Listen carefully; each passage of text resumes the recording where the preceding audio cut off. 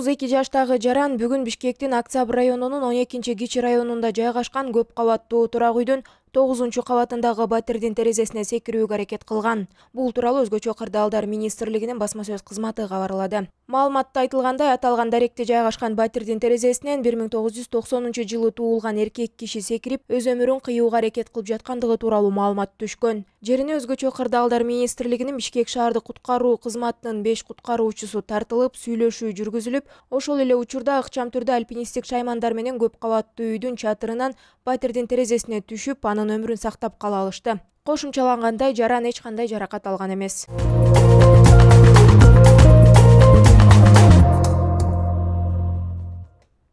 Милициянын кайгылуу кызматынан кабарлашкандай, 9-ноябрда саат 23:04 чамасында тез жардам кызматынын унаасы Ахунбаев көчөсүнөн Жунусалиев көчөсүнө бурулганда Mercedes-Benz жана Volkswagen Passat унаалар менен кагышкан. Кырсыктан 2 медкызматкер жана Volkswagen Passаттын айдоочусу жабыркап ооруканага жеткирилген. Учурда 3 унаа тең айып аянтчасына киргизилген. Окуянын себептери аныкталууда.